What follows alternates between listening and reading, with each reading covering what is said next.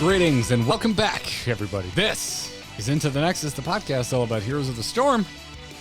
And let's be honest, other things that enter our brain that are Blizzard adjacent. I'm Garrett. He's Kyle. It's podcast time. Hi. I'm not sure I've ever uttered that phrase. It's podcast time? No, it's podcast time.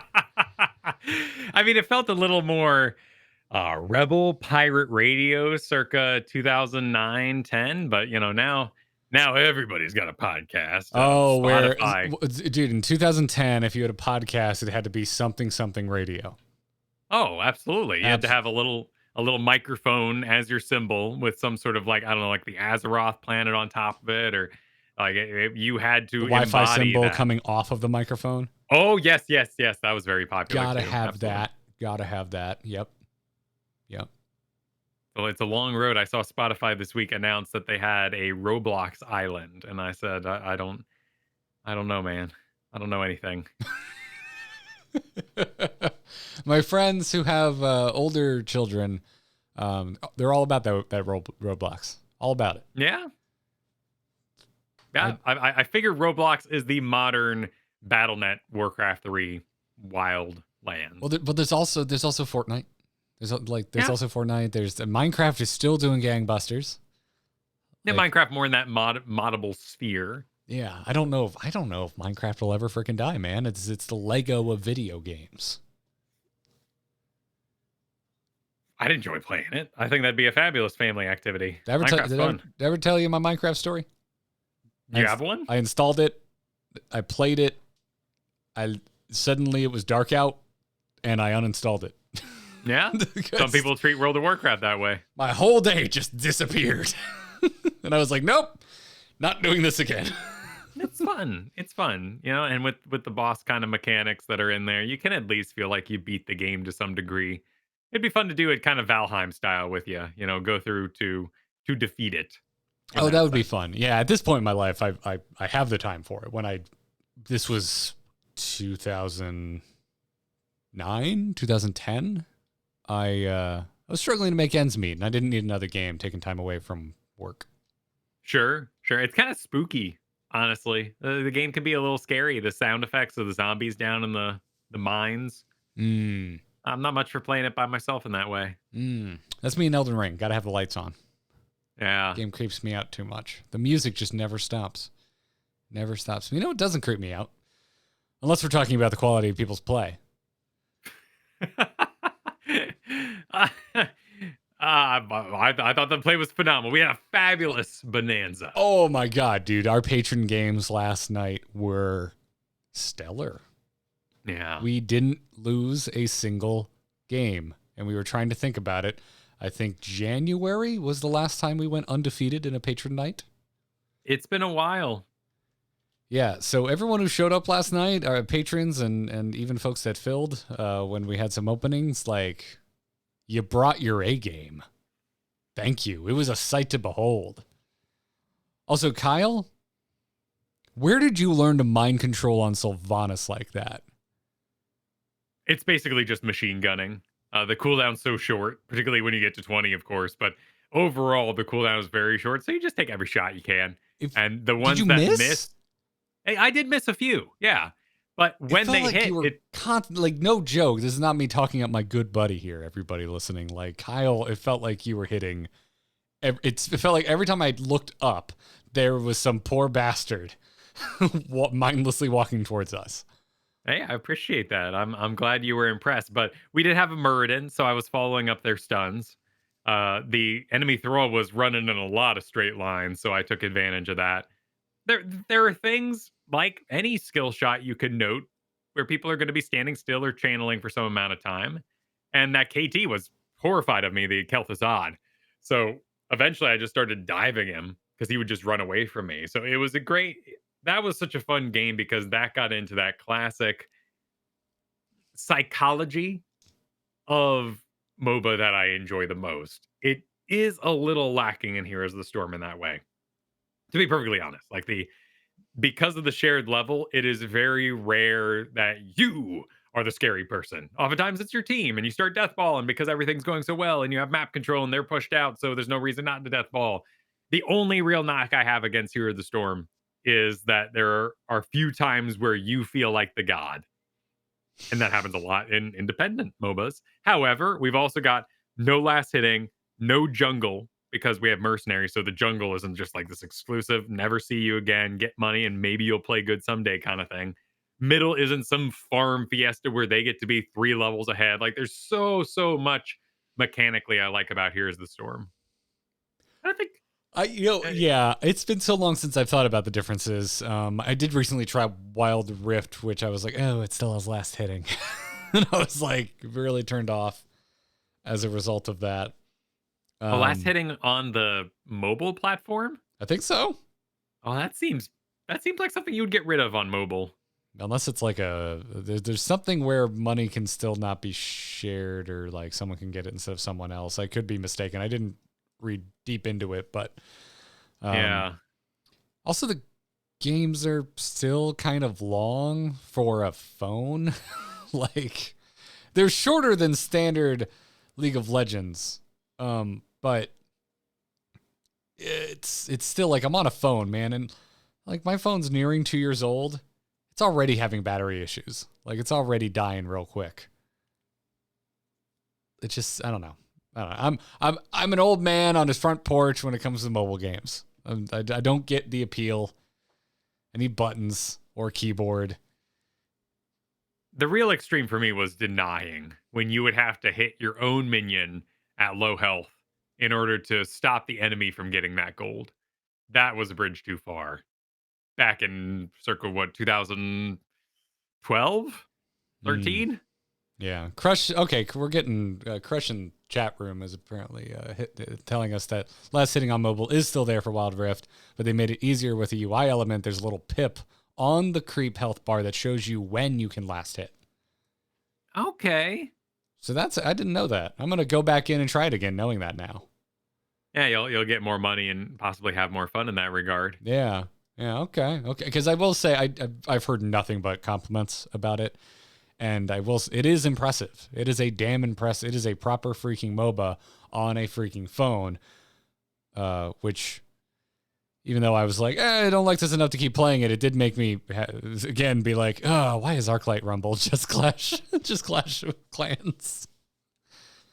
But I digress. We haven't really given it much thought beyond that initial reaction week. The point I meant to make was that I haven't really thought about other MOBAs for a long time outside of recently trying Wild Rift, but I think the biggest thing for me is when I lose, it didn't take an hour. But then Here's the Storm. I like that. I like not spending 40 plus minutes on a game that might be a horrible loss that leaves me feeling dissatisfied, and I may have only had an hour to play a game. Absolutely. There's a lot of great things about Here's the Storm. And maybe I should preface as well that Sylvanas rarely gets to be a god because she is squishy. Paper. I'm so glad that with that mindset, I know that when you don't feel like playing Sylvanas, you're like, maybe I should play Vala instead. That's true. What if I just took what if I took my thin piece of paper and I just added water? What if I just added water to that thin piece of paper? Well, Vala can't go as deep in the backline, right? When I was chasing down that Kel'Thuzad last night, I was alone all the way back there. It's all right. They were too busy focusing me, man. Did you ever watch how quick my health bar was going down in that game on Zul? That's right. Well, you were suffering from the DDoS attack. I was. It was so weird. So folks listening, we're recording this on what is it, May now? May 12th. Where's this year going? And yesterday on May 11th, there was a really bad DDoS attack on Blizzard servers that impacted, it seemed like, all Blizzard games. I had the weirdest experience, which was I was fine until I started fighting other players in Heroes of the Storm. If I was off solo laning, totally fine. 5 stacking with y'all because we're like rotating up to an objective or deciding it's time to deathball out a couple camps. No problem. The second there was an enemy player that I had to interact with, my screen would stutter every 2 seconds, like on the dot. It would just hitch every 2 seconds. And it was, oh my God, it was awful. So can't believe we won every game last night. But I also just kept playing Zool because I was like, well, if my connection goes to shit, at least I can stand close to something and spawn skeletons, I guess. Yep.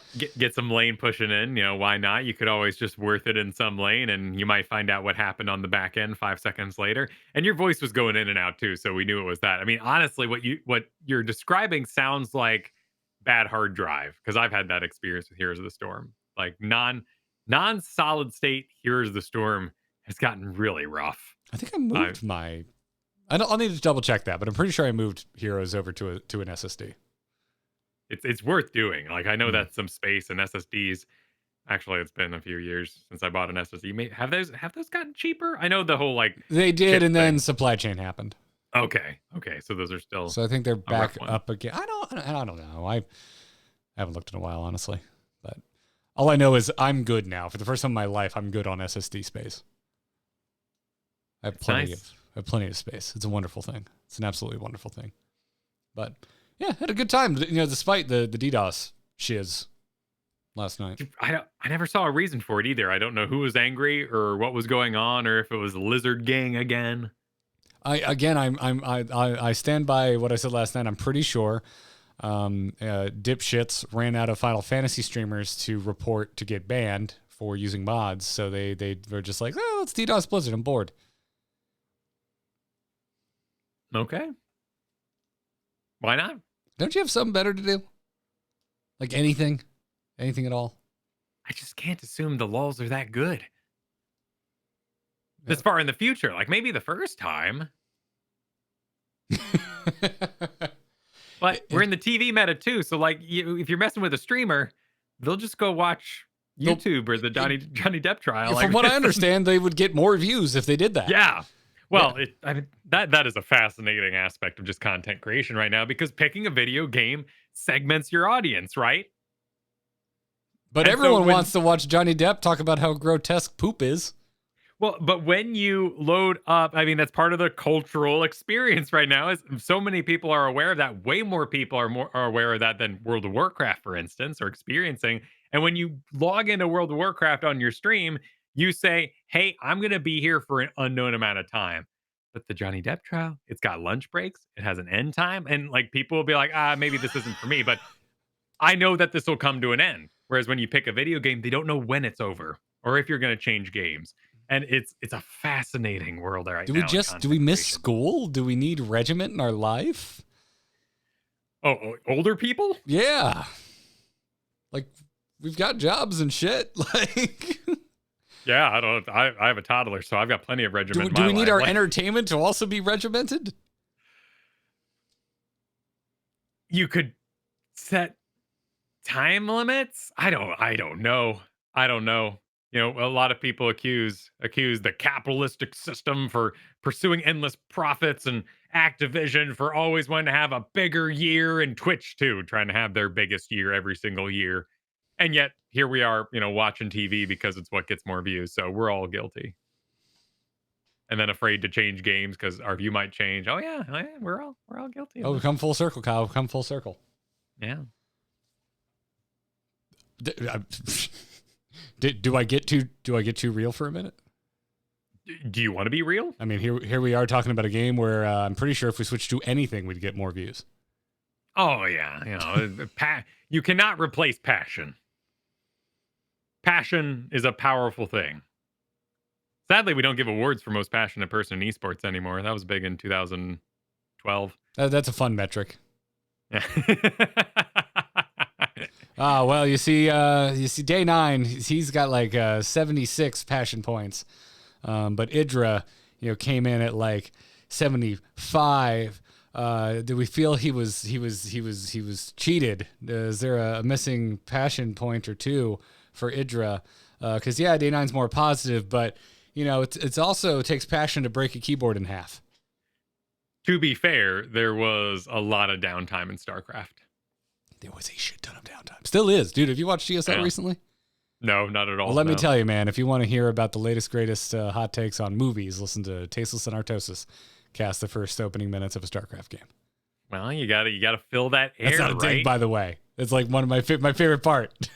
is listening to Tastosis fill time. Love it. Love it. I will flatter the CCL for just filling that space beautifully with their analysis desk, with their conversations about the draft. I mean, granted, you got a lot of moving parts in Here of the Storm. You have the teams, you have various players, you have their stories, their combines with their organizations into the match with the draft and into the map. And there's so much to talk about in Here of the Storm, along with fabulous interviews done by yours truly. I was about to say, my favorite part is that handsome guy that keeps showing up doing interviews. I like him. They should keep him. He's got a really good voice. He agree. should really podcast. He should. He'd be good at it. But he's got a lot of passion. A lot of passion points. Are you feeling nostalgic, Kyle? Because this is feeling like an episode of StarCast suddenly.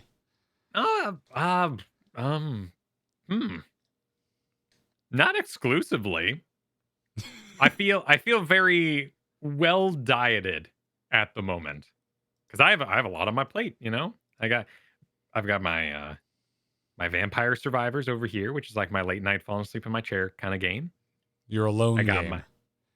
I got Heroes of the Storm, which is my competitive get good kind of game. I got Final Fantasy, which is satisfying adventure and RPG.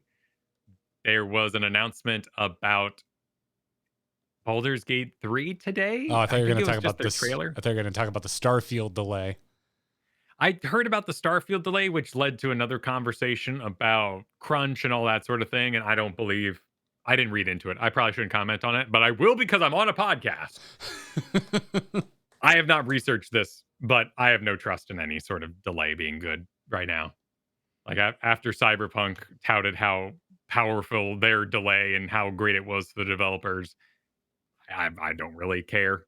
Honestly, it's a Bethesda game. We don't need to worry about it too much because we're used to their games being weird and glitchy. Yeah.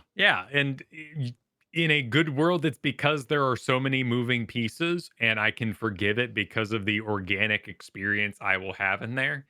But more recently, Bethesda has produced amazing games like Doom, not necessarily, made them in their own house in that way.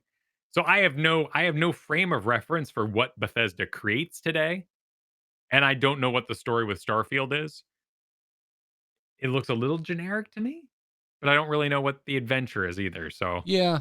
I mean, that's always kind of been my comment about Bethesda in general. Is their stuff always kind of looks like standard whatever genre it is, but the games are just good. That's all that really matters at the end of the day, right? It's all that matters. That's why we're still playing Heroes of the Storm. The game's just good. Yeah, exactly. It's just a good game. And you know what else is good, Kyle? Our patrons over at patreon.com/ITN. How did you know? Oh, I know about this certain website where you can support this show called patreon.com/ITN. I'm a big fan of patreon.com/ITN. And me not too. Just because it literally helps me pay bills. Mm-hmm. Yeah. Thank you for the support, everybody, to get out of the bit. We really appreciate it. It's still humbling that there's so many of you supporting us here on this no longer like new hot and sexy video game that we love called Heroes of the Storm. So if you like what Kyle and I do week in and week out, check out patreon.com/ITN because, while we appreciate the passion points, they don't help keep the lights on. So, and we got a new patron, Rogues Gaming. Thank you very much for signing up and becoming a patron. Also sent us a little DM, just like saying they love what we do. So wrote you back this morning, Rogues Gaming. But thanks again for the support. And also, Bowls on Bears up to their pledge, which you don't have to give us a raise, but if you do, I feel the need to say thank you. Appreciate it, Bulls on Bears. It's just how Mama raised me.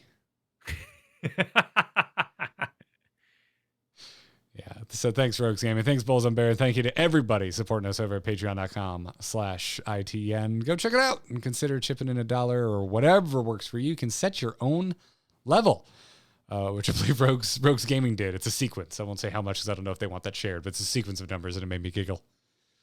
So thank you for the support. Now, Kyle, Here's the Storm this week, we got another bug fix. That's 2 bug fixes 2 weeks in a row. Oh yeah, that's right. I'm not a fan of this bug fix for a very strict reason. Replays from the CCL are no longer working, so they did a Oh, bug fix right after the but first week. But bug fixes are good, and for that I welcome them. yeah, they yeah, just in the general sort of things, they there's a tooltip issue in Italian that has been fixed. If anyone is listening where Italian is your first language, I would love to hear about this. I would be surprised if that's the case because this is an English language podcast, but you never know. You never know. And then there were a slew of heroes specific fixes. Hondo's scatter shot now ricochets as intended from all sides in Alterac Pass. I was unaware of basically all of these. The only one I've heard about is the Hogger one. So this is the one. Is this you're talking about the voiceover? No, I guess that was Yeah, something Hogger else. and Moradin's voiceover had an issue when they were locked in for quick match. Huh. But it was specifically Muradin.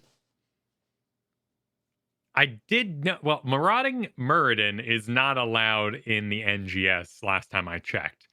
So I haven't seen that skin in a very long time. And NGS naturally dictates what skins are usable because you don't want to change them out. You don't want to have to like go to your loadout every time you have an NGS game and change everything back. So rarely a seen skin in my neck of the woods.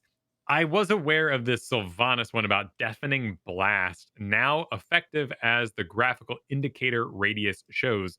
So this was that the radius on it was 1.75 and it was only showing as 1.5. So it was showing as smaller than the actual blast was. Ah, gotcha. Oh, I'm sorry. The bug fixes were 2 weeks ago because I was trying to find this because I thought there was a Hogger thing. The Hogger fix was the previous bug fix. That was that the 2 weeks ago they fixed it so that the prisoner can no longer be moved out of the cage by using Hogger's loot hoard. Cool. Yeah. That was what was fixed in the last bug fix. So this is just a voice thing. Core's Esports in chat room saying there's still a known bug in the game where Hogger can purposely spin off the map in ARAM maps. Not sure if that's the case in any live Storm League maps. There's also a number of little corners that Hogger can go through, particularly gates. I think it's on Dragonshire. So Oh, if you, because one strategy when you are pushing the enemy back in your lane in a solo lane environment, you can bounce off the enemy wall because they can pass through it and you can't. Sometimes if you hit that corner between the wall and the tower just right, you sort of do a little mini bounce in there and it sends you flying through to the other side, which naturally in the early game means death. gotcha. Interesting. I was unaware of that. That seems important. It's a Hogger problem. Granted, like you end up clearing the lane, but you take like 4 tower shots doing this, which usually isn't the best return for the little clear you wanted to do. Sometimes, yes, you're like, I can take these shots, clear it. I've done a spec with healing, so while I do a double soak ride to the middle, I will have pushed up far enough, and then it can be worth doing if you're just going to walk away at the end of it, and you'll regenerate on your ride somewhere else. Gotcha. Okay. And then Sylvanas got like a graphical indicator fix. It was a issue with Wailing Arrow and Deafening Blast. But also, Sylvanas' Overwhelming Affliction is now properly applied to a second target, getting 3 stacks from the Withering Fire, applying stacks from a Morseless. So that's a more mechanically important bug fix. Yeah. So Remorseless was not applying the slow from Overwhelming Affliction, it seems. So those two talents, which should be taken in conjunction, but rarely are, were not functioning.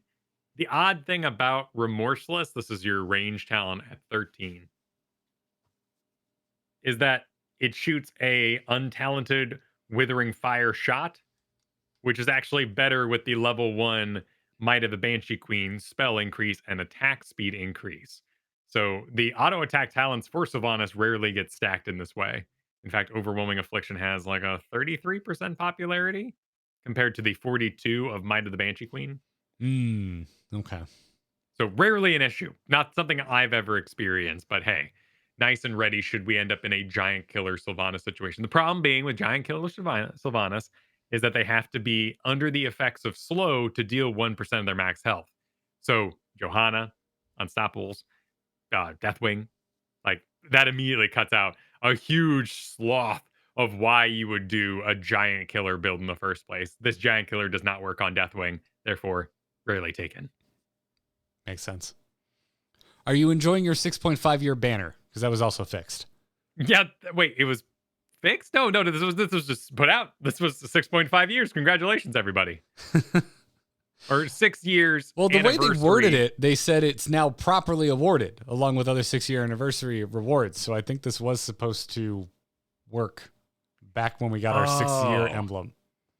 Interesting. Okay, well, it's a new banner, and the banner is an old 6.5 banner, but they put a taunt symbol on top of it and kind of made it gold. The taunt symbol's cool, man. Yeah, the taunt symbol is cool. It's a good-looking banner. Yeah, it's a good. I'm using it quite a bit. I like it. I like this banner. Also, I mean, it's like the meme of memes for this game. So, absolutely,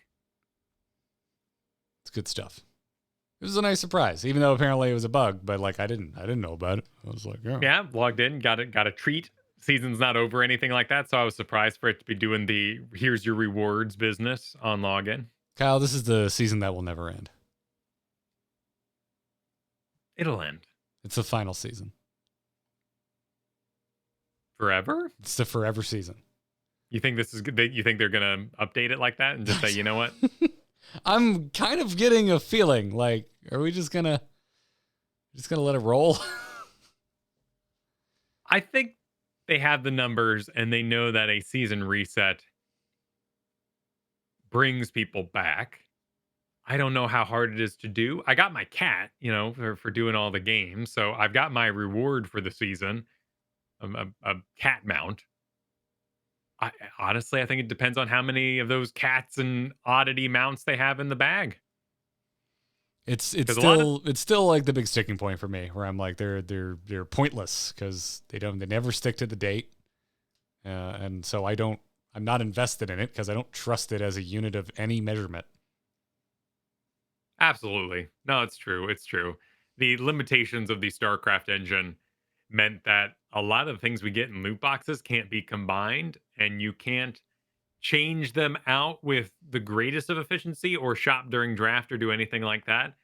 I often think of announcers that we get announcers from loot boxes, but we didn't go as far as like Valve has with having Rick and Morty or Gabe in there doing the announcing for you, or any sort of the other crazy crossovers they've done. But also like watercolor or snow effects or anything. And granted, we went through weather effects, so maybe they tried.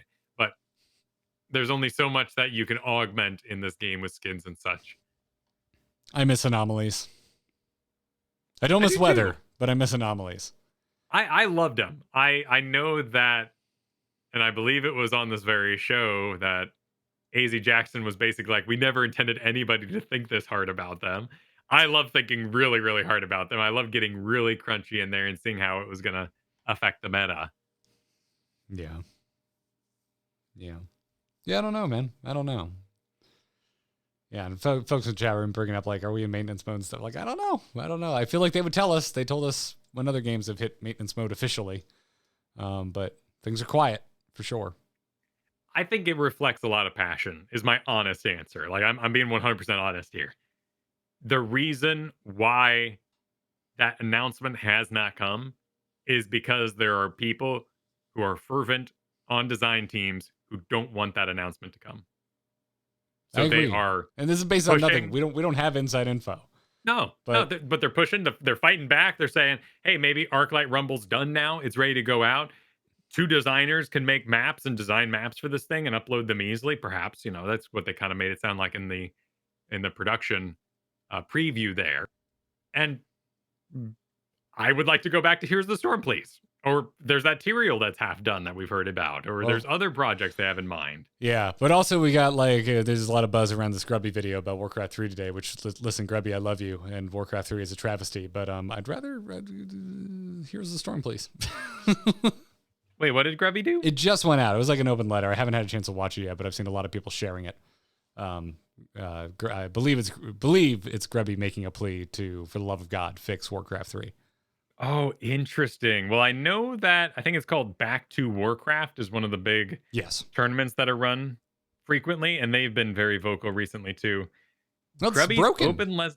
It's a broken product. I mean, Yeah. Oh wow, look at this. This is all he clipped Mike Ybarra's stream, Reforge launch. He does a full this is a full-blown report, custom maps, everything. Wow, he's taking them to task. Well, I mean, I it's a personal thing. I can't speak for Grubby, but if I was in his position and if I had gone up on stage and been the interviewee promoting your product, interviewer, I should say, I would be mad. You used my face to promote your product, which was a lie. yeah. No, my reaction is just like entirely selfish. It's just like, oh, but we share devs. I want the effort to go into my game. But at the same time, it's like, if I'm being realistic, it's like Warcraft 3 is broken and they ruined the original game, and our game works fine. Oh my goodness. In this video, it looks like he's doing an Arclight comparison where he's showing that the Arclight animations, like a Necromancer and a Gargoyle, have more character and more Warcraftism than the redone skins they put out with Reforged. That's an interesting thought. I haven't thought that deep about it. That Arclight is fundamentally more Warcraft looking than the reskin they put out for their Reforged. Oh boy, I don't know if I agree with that. I think both are kind of visual departures. I agree. I think Arclight matches the character and coloration that Warcraft 3 had. Ultimately, towards the end of StarCraft, I found myself going back and playing Warcraft 3 custom maps more because of visual variety. Because I could have there was already marine models and like hydras and stuff in Warcraft 3. So some of it, just was just pure number of assets, but StarCraft 2 was of that kind of washed out Battlefield, Call of Duty sort of mindset. Everything was very grungy and dirty, and Warcraft 3 was very colorful and vibrant. And with that, I agree. What they did was they made Warcraft 3 Reforged grungy. And Arclight is more vibrant, more fun looking.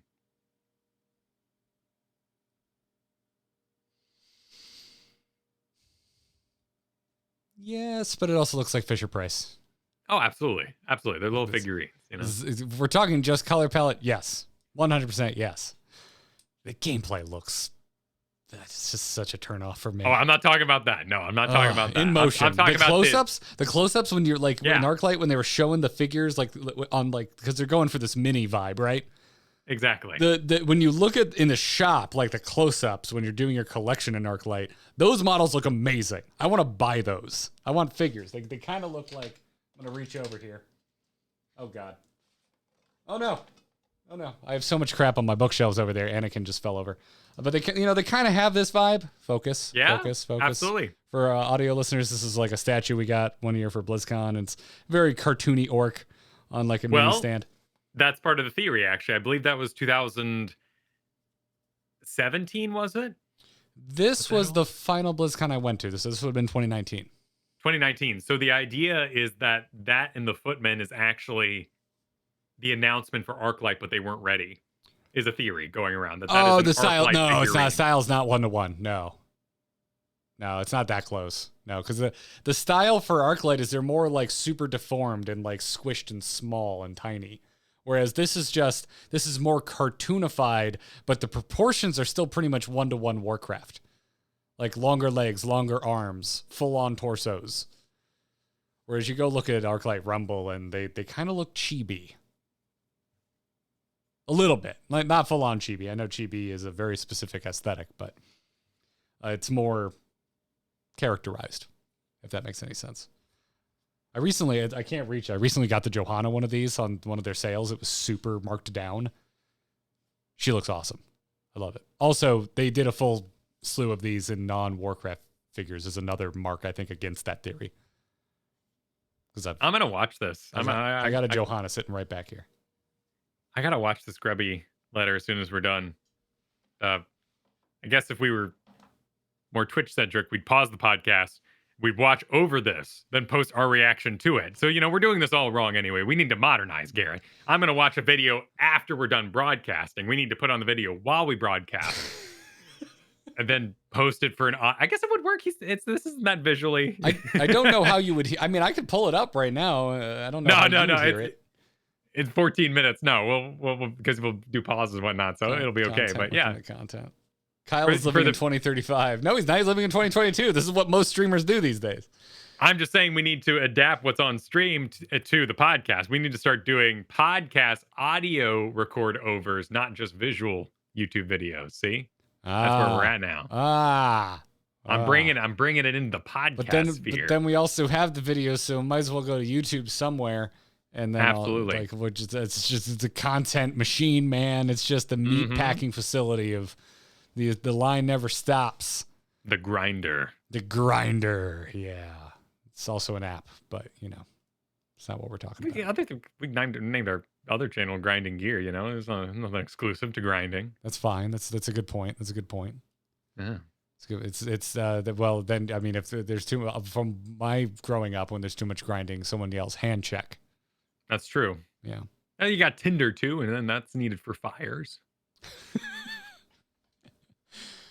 This was all after my time, man. I was on Plenty of Fish for like 2 weeks. Oh man, I did try Plenty of Fish, didn't I? Yes. I don't think I want to get into a story about how a high school stalker found me, but a high school stalker found me. Oh wow, yeah, no, that was not fun. Yeah, I deleted my Plenty of Fish account that night. Sure. That was weird. Anyways, I digress. Where were we? We chicaned off of the hot fixes and got into Grubby calling for Warcraft 3 to be fixed. And somehow ended up talking about Tinder. Well, we want that energy brought over here. And there's the excitement of the upcoming Microsoft acquisition, where a lot of those heads of Microsoft bring up odd games that they want to revive, that they want to own the property to. So there's a lot of excitement on the horizon there. And Grubby here putting out a video that's already got a lot of views. Like Warcraft 3 is a smaller stream audience. But that's another layer to this whole thing. We've finally reached a time point where streaming numbers don't really matter too much. It was always used as a metric to decide what game you should be playing, what game is better, and that has now failed. It's no longer the case. And it was particularly shown by the recent race to world's first in Final Fantasy XIV, where since there's no data mining for that game, there's no PTR, all the top end people, all the biggest streamers were not streaming because they didn't want to give away their secrets. They didn't want to give away their strategies, and the fact that maybe they were using mods to cheat, but that's a whole nother part of that That is its own thing. That's its own thing. Before that was a hot topic, they had elected, for the most part, speaking generally, not to stream. And because of that, the numbers were always really low, and we're seeing that more and more. And as professional play is becoming more intense in other esports, and those sponsors, basically, pro players don't really have time to stream. And if you want to be better, you need a contract that makes it so you don't have to stream. So many contracts 7 years ago were you're going to join our organization, you're going to stream at these hours, you're going to advertise our platform, you're going to advertise our swag. Now it's more about get them away from the public. Let them actually practice and be professionals. And those stream numbers go down for League of Legends and such because we don't have those top-end extreme players anymore. So streaming is no longer this metric we use. And something like Warcraft 3 has way more eyeballs and interest than the stream numbers could possibly give. And same thing goes for Here's the Storm. We had no problem getting a match last night. We had someone join from the EU on a level 1 account. No problem getting a match. Like, the system is functional. People love this game. I get in there and I see the same names, same battling, great crew. And we need more moderation. That's probably my biggest problem with Here's the Storm in general right now, or Blizzard products, is you gotta clean up these chat rooms. your report system, like we have issues. Yeah, then you get in the old debate of like who needs to clean up? Does it need to be the studios, or should it be the platform? Who's at fault, Twitch or Blizz?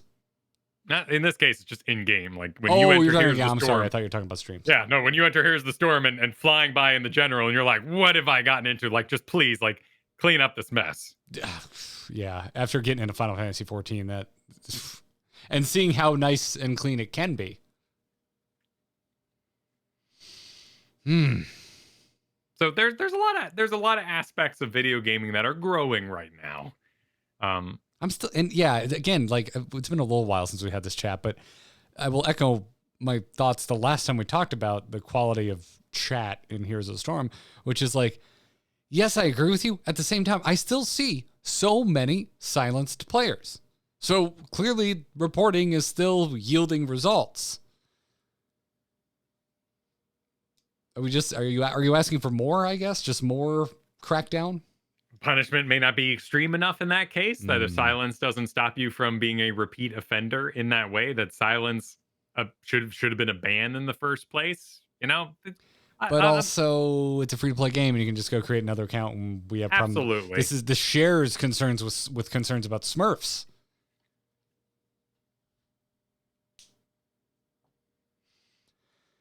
Or yeah, at least Final Fantasy, you can crack down on that a little bit more. Although I guess it is. Have you heard about the Final Fantasy's free trial, Kyle?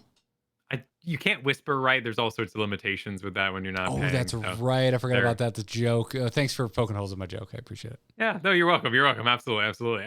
For me, it always comes down to you can't curse at Disneyland. You know what I mean? Like someone needs to walk up to you and be like, well, we don't do that here. Like, please tone it down on Main Street a bit. And that's the kind of environment. That is how I know I am an adult, by the way. I heard someone cuss the last time I was at Epcot, and I was like, whoa! Like, I was a teenager cussing at Disney at one point. But I get it now. I'm there, and I'm like, yo, there are children here. There are kids. You can't be doing that.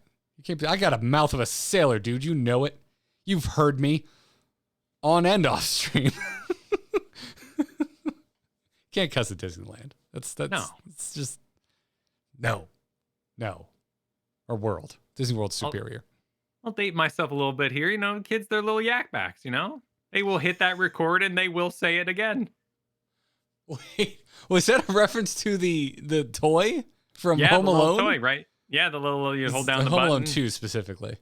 No, Home Alone was talkie something with the little stick that came out. That was something else. A yak back was the little tiny, almost yin and yang kind of shape. I remember that. Yep, my neighbor had one of these. Little record. Yeah. I remember that. Boy, back when it was fascinating that we could record a 5-second blip of anything and play it back, and that was the future. Yeah, dude, recording without a tape was a big deal.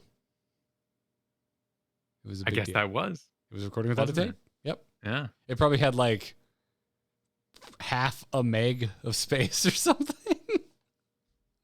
Man. Couldn't even fit a Heroes of the Storm banner on that thing.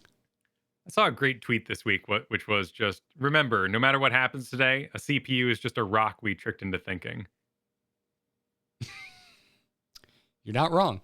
Yeah, it gives me pause. It's pretty reductive in terms of how electronics work. Oh, absolutely. Absolutely. You know, it's insulting to the rock, but it's insulting to chipsets. It takes you places, you know, it makes you think. I don't know. I think that's pretty absurd myself. Let's talk about opening week of the CCL. Yes, let's do it because we've got stats already. We're already looking at stuff that looks pretty familiar, Kyle. Well, let's just preface this by saying we are not going to talk about win rates much today because the number of games played is still very, very low. We had our 8 teams have at each other, but this does not mean that we have any stats that are going to change the meta in that regard. What we can look at is what the ban and pick rate was, basically the popularity and participation. And we can see where the players' heads are at, whether or not they performed well.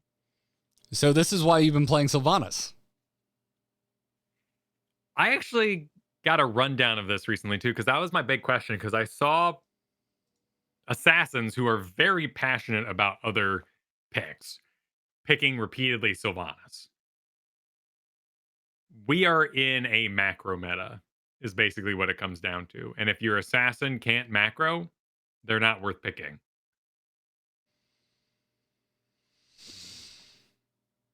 Interesting. In particular, So we're not worried about bruisers for your macro? no, not really, because bruisers are being countered by ranged assassins. So if you pick a Dahaka, you'll put a Falstad in that lane. Okay, so this ties into what you talked about a couple weeks ago. Yeah. So you will then have the Dahaka being poked by the Falstad. The Dahaka struggling. The Dahaka says, "No worries, I'm global. At least I can join a team fight." And you say, I'm Falstad. I'm going to join that team fight too. You have no advantage." So you might counter. I don't think this particular example has happened, but you might counter a Hogger with Lunara in order to keep up and pressure the Hogger while also having that ranged macro clear. I want to say you have mentioned that exact example before, but it's a really good example. And I think that applies to games at home. I see Hogger quite often. I've been seeing Hogger more often too. I think Hogger has finally trickled down into the mortal land of Plat and below. So our top assassins right now are Sylvanas at a 86% banner pick rate, Lunara, Hanzo, Maiev. Maev's kind of this like pick assassin. The stat is extremely high, which is interesting because we have so many foreign teams playing on ping in the CCL, and the majority of them are not picking Maiev. So you could say that the stat is even inflated by the NA teams picking Maiev because she's so powerful. Maybe NA really is enjoying the Maiev. Everyone everywhere would be enjoying the Maiev. They just don't pick it, which is why it's only at 50%. However, CCL season 4 is going to end with a LAN. So a lot of these players on the international teams are keeping Maevs and Medivhs and all this sort of thing in their back pocket, keeping them well trained because they know when they get to that gauntlet of a LAN, then their melee assassins can really shine. So Maiev is really that ping impacted. Any melee hero is considered ping impacted outside of like Kerrigan and Butcher. And you're probably never going to see a Butcher because they're right click capabilities. Kerrigan, you go and you can kind of shift queue up your stun. And so you know you're going to land where you're going. It's not going to be as hurtful as, say, the Maiev, who you have to go in and land that auto attack. Makes sense. On the exact person you mean to, right? That's going to be the tether. Well, with me, with whatever the hell was going on last night, that ARAM game on Thrall went pretty well. Yeah, you had lightning, you had crash lightning, I guess, in that case, but it is interesting that that ping has such a factor there, and it makes perfect sense with these more flighty assassins. Like probably a Sammy would be awful to play on ping. Yeah, that also probably, that game in particular, was probably more people mistakenly trying to kill Porky's Kael'thas and failing than it was Thrall works well with bad ping. But the final two assassins at 43% is Falstad and 36% is Tychus. Tychus does have, with his spray and pray business, kind of a decent amount of lane clear, and same with Falstad. So lane clear assassins are in, which is why you're not going to see a lot of Vala. You know, the Vala can be very powerful, but 14%. We're not going to see. I think it's just not a safe meta for Greymane to go in on. He received a couple of games played. He lost all 3. But so I'm thinking of it. I've got this with my non-pro hat on. Could we go back to Frostbolt Jaina? Let me go and check what the Jaina build was that was played by Hasu. Because Jaina was run as a solo assassin on Tomb of the Spider Queen, which to me is like very scary. I would not want to be the Jaina with the job of being the only carry in the map. That would have been Oxygen Esports. Actually, Oxygen is a very interesting team. They were basically imported full over from an EU team. So now that we were talking the various rosters last week, and we were saying, oh, these teams look really stacked. How did they get together? How did we come from? Some of these teams are just straight up like Masters Clash or whatever other term was going on, just straight up imported. Here's the whole, and that's what happened with Oxygen. They took Cavalier Gas and they said, train this team that already exists. Okay, interesting. Did you find the build? Here we go, closing in on it. I got the Jaina here, and it was a Fingers of Frost at 1, Frost Shards, Ice Flows, Icy Veins, and Northern Exposure. So this is just it's a mess of a build. It's not full anything. Yeah, so it's not Frostbolt. Yeah, I was just trying to think, because like then you could really be a pokey bastard in a solo lane situation as a Jaina, and you still have the Blizzard for lane clear. Yeah, no, the Blizzard was unaugmented, which means it was being used completely just for lane clear drops, but I think it turned into this Ice Flows because you were following up a Kerrigan Yrel Johanna. There was a lot of Yrel, I felt like, when I went and looked. I guess not as much as I thought. It was impactful, though. Yrel was being used as an off tank in most cases. That was in the... You know what? Well, it's because I was looking at the Granite Gaming versus Diamond Hands. That's where we saw a lot of Yrel. It's a good hero. It covers the base well and does a lot of damage. What we're not seeing from Yrel is a double soak build. So she's going usually full hammer, like Righteous Momentum, and getting in there and protecting the 4-man, if you will, usually 3-man at that point, while Johanna, the main tank, is off clearing a lane. So what we seem to be moving away from is double soak, which is fascinating because basically that Falstad pressure on the Dahaka is stopping him from having time to double soak, which means you're drafting a tank to cover the middle lane, which is usually Blaze or Johanna in that case, because Johanna got nerfed, so she's making it through, which means Johanna's old Heavenly Sword build got nerfed, so she's now actually taking stun at 10, so Johanna's actually more of a team player, and the further we move away from that double soak, the more we're going to see this lane clear assassin like Sylvanas come up. Do you think it's the point where this is going to translate to at-home games at lower skill levels? I'm not talking Masters and above. I expect we'll try it for a time. I definitely see the Dahaka Falstad thing happening as a counter pick because we were drafting bruisers so early in those environments. Are we hurtling towards people raging because Sylvanas stayed a little too long to get one more wave, and they want the Sylvanas in the objective fight? Absolutely. And I think that's where it really comes together. If you're on that team, for instance, that has... So the way the CCL players do it is they say, okay, we see Dahaka, we're going to draft a Yrel, and Dahaka's going to be like, yes, excellent, exquisite. What an excellent matchup for me. And then last pick, you're going to squeeze in that Falstad that now counters the Dahaka, and the Yrel's actually running around the 4-man kind of area, helping soak an off lane, but mainly protecting the other 2, while Johanna does the soaking, right? You're following me on this?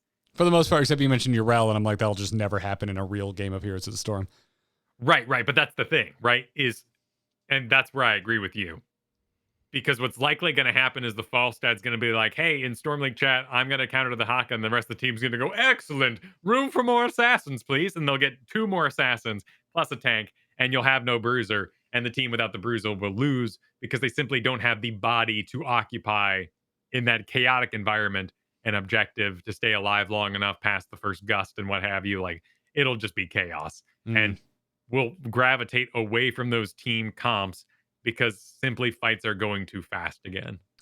And we don't like it. I think it'd have a reverse effect where it could be healthy for those of us in plat and below to just learn the importance of delivering damage and just killing the opponent as opposed to trying to have a perfect draft situation. Some of the best games I have had, and I've mentioned it before and I'll mention it again, are messy drafts where we're missing a key component. But in that missing component, more damage is brought. And we find out that, when one of them is dead, life is easier for us. So it's an interesting thought. I mean, what was it? 2 weeks ago, we got someone writing in like, hey, how the hell do I climb at a bronze? And I was just like, just pick something where you can murder people, kill people, kill the opposing team.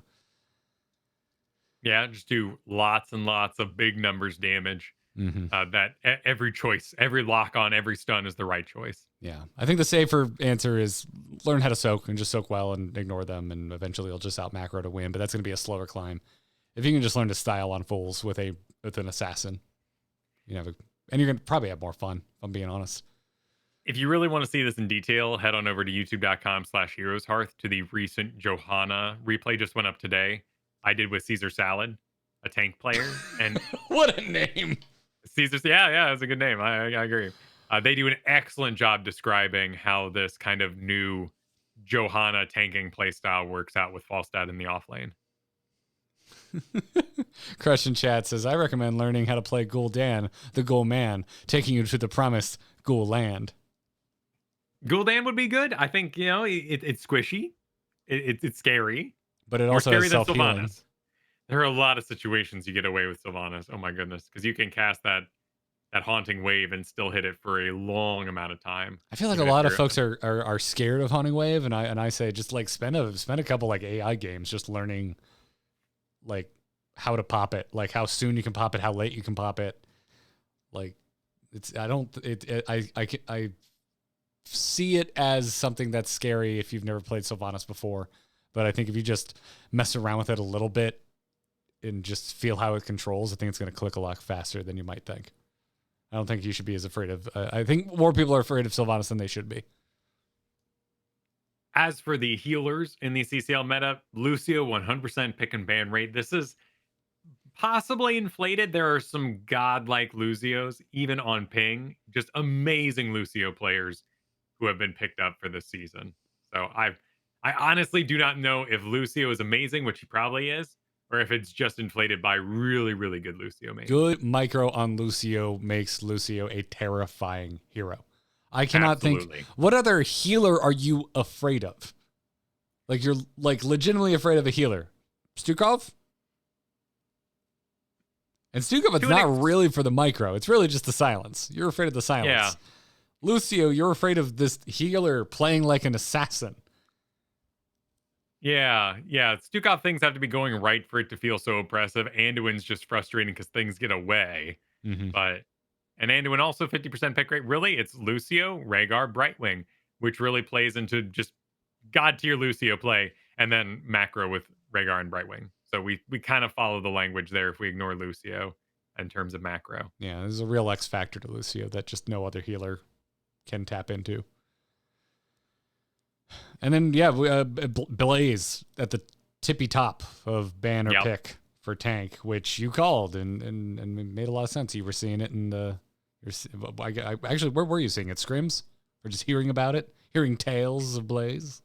Scrims, the replay analysis I do, like it's just coming up a lot. It doesn't work in my home games at all. Me on the Blaze or others on the Blaze, the bunker doesn't fly. There's just a lot of issues with it. Seeing a ton of Blaze and quick match, so I do think it's trickling down. I think there's a lot of interest in Blaze with the players at home. So that's been interesting.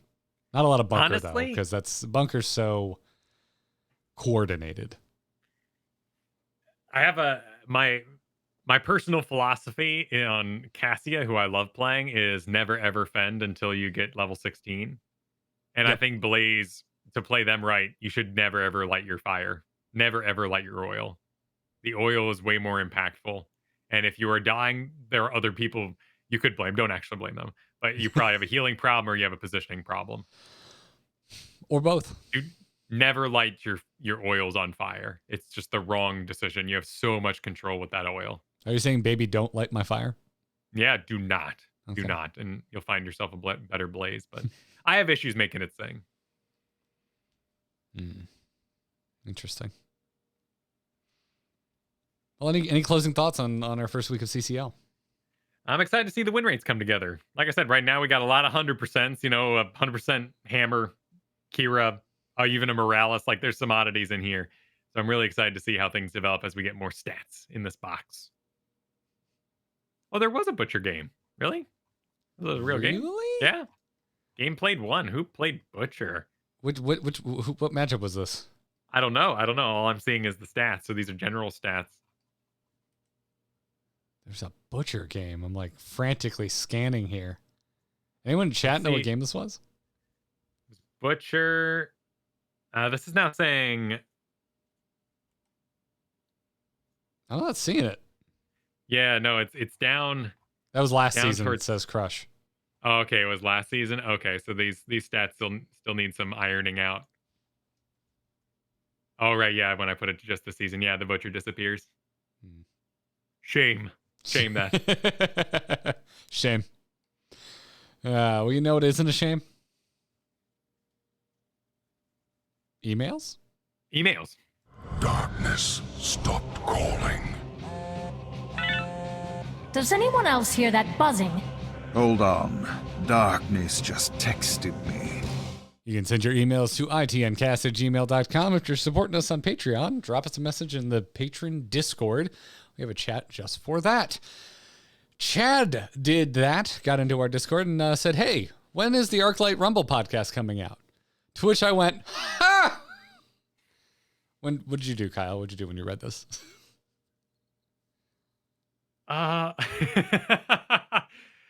There may be extreme nuance that we are not aware of. At this current point in time, there are no plans. When I sell out. When I'm offered enough money to sell out, that's when I'll do it. Yeah. Yeah, if I'm selling out, yeah. Yeah, you will know we have sold out unless the game has all that hidden nuance I just talked about. But yes. Yeah. Unlikely. In fact, I think in general, the world is going to see a lot less pre-podcast release ahead of a game. Chat's making me laugh right now.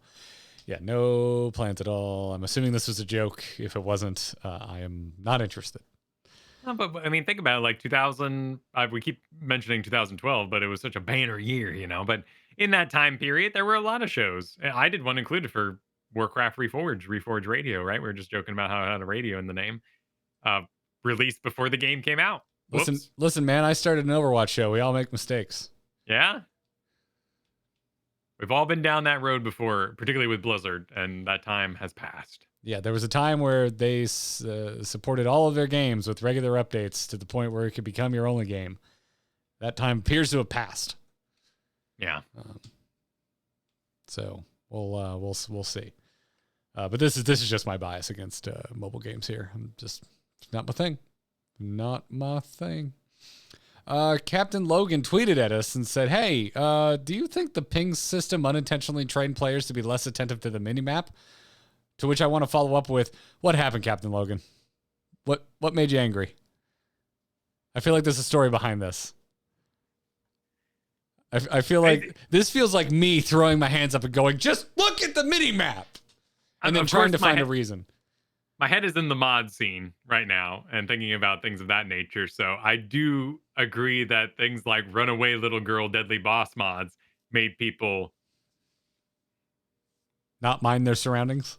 Yeah, slack on their awareness to such a degree. I also understand too that like at this point, in fact, you know, let's kind of combine this with our next question a little bit. Moby1 asks, in Storm League, team chat on or off? And in my experience, nobody's chatting right now. For good or ill, Diamond Zone, there is no real typing outside of some lulls, outside of some cool moments, the occasional good job I put in there. It's not really a place that people are using because the game is long in the tooth. You know, there's a lot of years here. If things are going wrong, there ain't much to say. If things are going well, it's a nice job and we move on. There's not a lot of strategy in Diamond to communicate to your fellow man anymore. So I say leave it on, turn it off. You'll probably have a similar experience in Diamond. If you are, you know, if you're in Plat, they like to talk and they're very insulting. You might want to turn it off. They're horrible people. They are. It is not a friendly place in Platinum. It's not friendly at all. I would say team chat off if you're in Platinum. So do pings make people less attentive to the minimap? I think that is true. I don't think that it is an epidemic that needs to be cleansed. I don't think that there is any sort of problem, or even there might not even be a problem we can actually fix there. You know, what can you do? Pings are a great system. If someone becomes over reliant on pings, that's interesting. I think you could argue that the ping system brings attention to the minimap. Yeah. If you're not looking at it and you hear a ping noise and you go looking for it, do you move your camera wildly around the entire map or do you go look at the minimap?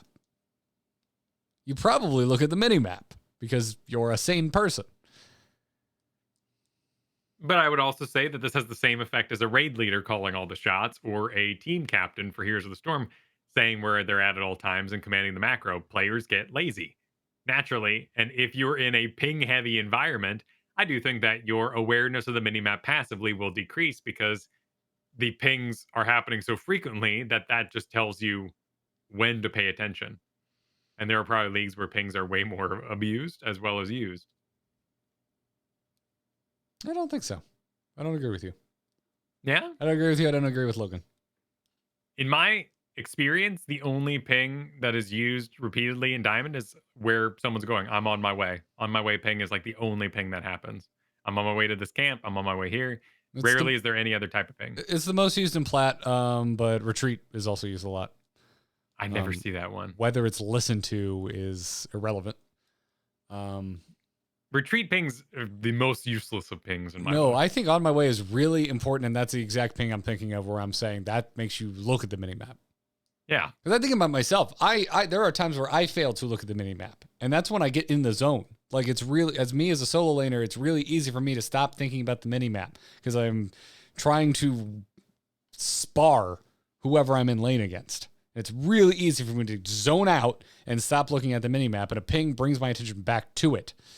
I don't think someone pinging makes me go, I heard a ping noise. I have no reason to look and see what it's about. I think you're talking about an issue with not thinking for yourself and making your own strategic decisions. If we're talking about looking at the minimap, I don't see how pings are the problem. Oh, I don't think I took the question that way. I'm more thinking of it as there are so many. So I think in Captain Logan's mind, if there were never any pings, there might be a world where everyone digests the information for themselves. But instead, because of pings, we've entered a zone where people are reliant on others to give them important information, which wouldn't stop anyone from typing to you, "Hey, I said, I said look out," or "Butcher on their way top," like you didn't listen in the first place.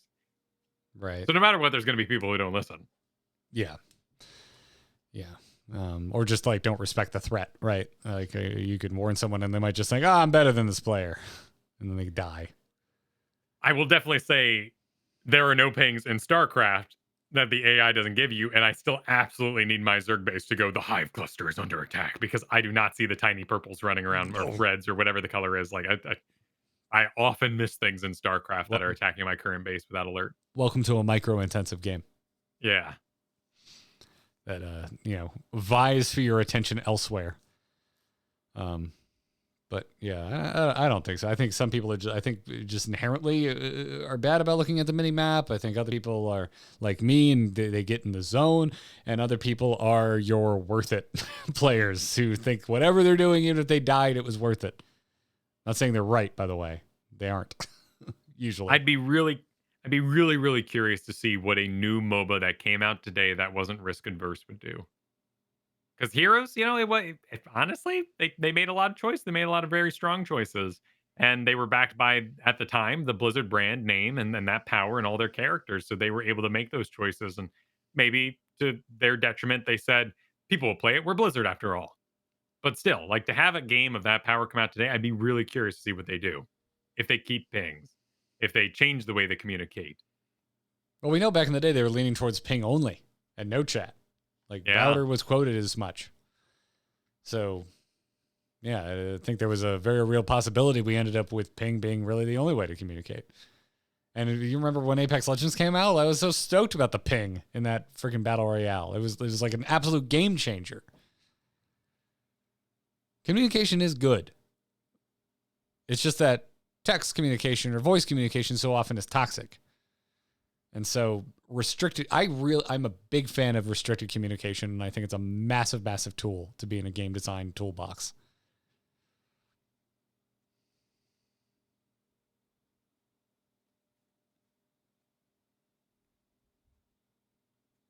I have no follow-up. Yeah. I was just thinking about Great Chest Ahead or any of those wonderful Dark Souls quotes, because you can only use the pre-made words, and so people still troll. But in that system, you get upvotes, right? You can get upvotes, which can turn into, like, not currency, but humanity or whatever have you. Like, you get something back sometimes. So it's that old problem of anonymity. Would people still help each other out without a reward in Dark Souls? And would a pingless system be abused? People are going to find a way to abuse it, but if you don't get points for it, you don't get anger. You know what do you get out of it? I would call into question the FromSoft method because there's also so much complete bull and lies. Oh, absolutely, it's like absolutely impossible to tell what's legit. Invisible walls ahead and all that sort of thing. You're just sitting there just smacking on a wall for an hour like an idiot. Although there was that one wall in Elden Ring that like took like 1,000 hits to bring down. Oh, there actually was. There was, That's but interesting. FromSoft fixed it and said and admitted, yeah, that was a bug. Sorry, guys. Okay. So now I believe it was fixed where it only takes one hit. But I just found, I'm like, how did anyone even find that? What made them decide to just smack on this wall for hours? Like, I don't know. Anyway, getting away from the point here. I think there's a lot of reasons we're bad at looking at the mini map, and I don't know. I don't think it's fair to focus on the ping system. I will defend the ping system's honor. That's a hill I will die on. It's a hill I will ping on. I like On My Way. It's the only ping I need. Well, I'm on my way to that hill to die on it. All right. Keep the emails coming, everybody. itncast@gmail.com. We are supported by our wonderful patrons over at patreon.com/ITN. Please check it out and consider chipping in $1 or more. Whatever works for you works for us. We really appreciate the support. And a huge thanks to our producers, Sean B. and Mike R. Thank you for the support. Other than that, we're live Thursdays at 3 p.m. Eastern right here on twitch.tv/amovetv. Well, we'll be recording early next week, Wednesday, earlier in the day. Don't know the exact time yet, but I will be, we're actually both busy on Thursday next week. So with that in mind, normally it's Thursday. Next week we'll be recording on Wednesday, so we'll be getting into the Nexus a little earlier than usual next week. And follow the show on Twitter at ITNcast. Kyle, other than that, where can folks find you? You can find everything I do over at KyleFergusson.com. Check out those replay reviews for the ongoing CCL Season 4 over at YouTube.com/HeroesHearths. And of course, while you're over at YouTube, go give a subscribe to Grinding Gear at YouTube.com/AMoveTV. Yes, Kyle and I are YouTubers now. We're also streaming at YouTube.com/AMoveTV, our playthrough of Final Fantasy XIV. From what I understand, we're almost out of the boring part of Stormblood. Maybe. If you've played Final Fantasy XIV before, that makes all the sense in the world to you. And if you haven't, a lot of people think the beginning of Stormblood is boring. I think those people undersold how boring the beginning of Stormblood is. Oh, my. It's slow. There's some really cool shit, but it's slow. Anyways, YouTube.com/AMoveTV for that. AMove.tv for everything else I do. That's going to wrap it up for this episode of Into the Nexus. Until next time, everybody, enjoy CCL this weekend. And until then, good luck and have fun. Take care.